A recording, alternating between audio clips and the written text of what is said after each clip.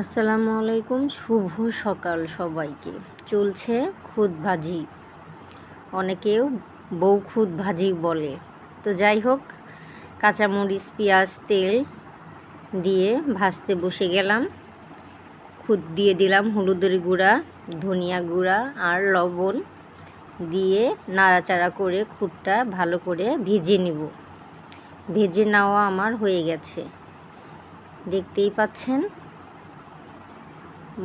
বলক প্রায় চলে এসেছে। এখন রান্না প্রায় শেষের দিকে। এর ভিতরে আমি রসুন থেতো করে দিব। রসুন থেতো করে দিলে একটা সুন্দর স্মেল আসে, যেটা খুদ ভাজি খাওয়ার স্বাদ দ্বিগুণ বেড়ে যায়।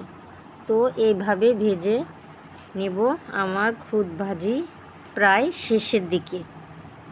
তো যাই হোক, খুদ ভাজা আমার শেষ। এদিকে আলু পেঁয়াজ ভর্তা করব। দেখতেই পাচ্ছেন আলু ডলে নিয়েছি, লবণ, শুকনো মরিচ, পেঁয়াজ, তেল দিয়ে এগুলো ভর্তা করলাম। তো যাই হোক, ডিমটা পোচ করে নেব। দেখতেই পাচ্ছেন সকাল সকাল এমন খাবার হলে মনটা ফ্রেশই লাগে, খারাপ না। তো আমার ডিম ভাজি প্রায় শেষ। এখন পরিবেশনের পালা। দেখতেই পাচ্ছেন গরম গরম ধোয়া ওঠা তিল ভর্তা, আলু ভর্তা, ডিম পোচ আর খুদ। তো সকাল সকালে এমন ধোয়া ওঠা খুদ ভাজি সত্যিই ভালো লাগে।